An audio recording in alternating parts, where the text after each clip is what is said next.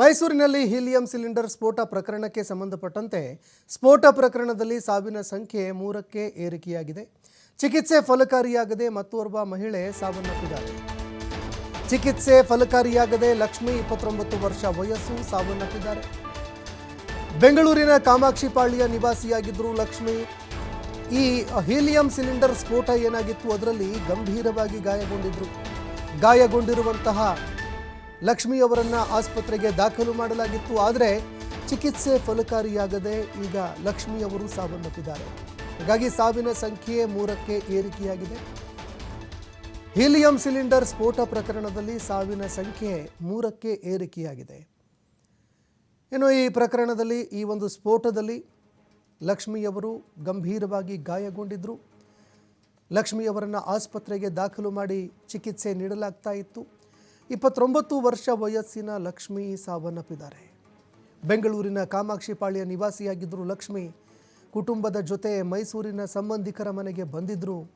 ತಮ್ಮ ಕುಟುಂಬದ ಜೊತೆಗೆ ಬಂದು ಮೈಸೂರಿನಲ್ಲಿ ಸಂಬಂಧಿಕರ ಮನೆಯಲ್ಲಿ ವಾಸ್ತವ್ಯ ಹೂಡಿದ್ರು. ಮಕ್ಕಳಿಗೆ ರಜೆ ಇತ್ತು. ಈ ಹಿನ್ನೆಲೆಯಲ್ಲಿ ಅರಮನೆ ನೋಡೋದಕ್ಕೆ ಅಂತ ಹೋಗಿದ್ರು. ಆದರೆ ಸ್ಫೋಟದಿಂದ ಕರುಳಿನ ಭಾಗ, ತಲೆ, ಕೈ ಕಾಲು ಛಿದ್ರ ಆಗಿತ್ತು. ಮೈಸೂರಿನ KR ಆಸ್ಪತ್ರೆಯಲ್ಲಿ ಚಿಕಿತ್ಸೆ ಪಡಿತಾ ಇದ್ರು. ಸಾವು ಬದುಕಿನ ನಡುವೆ ಹೋರಾಟವನ್ನು ನಡೆಸ್ತಾ ಇದ್ರು.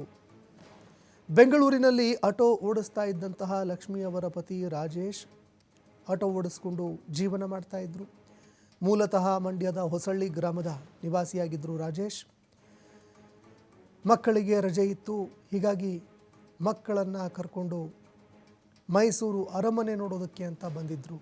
ಆದರೆ ಈ ಭೀಕರ ಹೀಲಿಯಂ ಸ್ಫೋಟ ಏನಿದೆ, ಸಿಲಿಂಡರ್ ಸ್ಫೋಟ, ಈ ಸ್ಫೋಟದಲ್ಲಿ ತುಂಬ ಗಂಭೀರವಾಗಿ ಗಾಯಗೊಂಡಿದ್ದರು.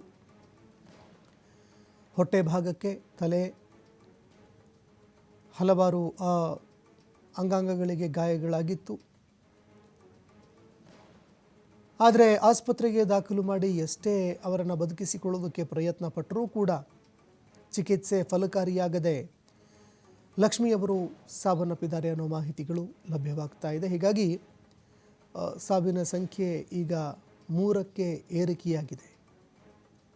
ಇದೇ ಕಾರಣಕ್ಕೆ ಈ ರೀತಿ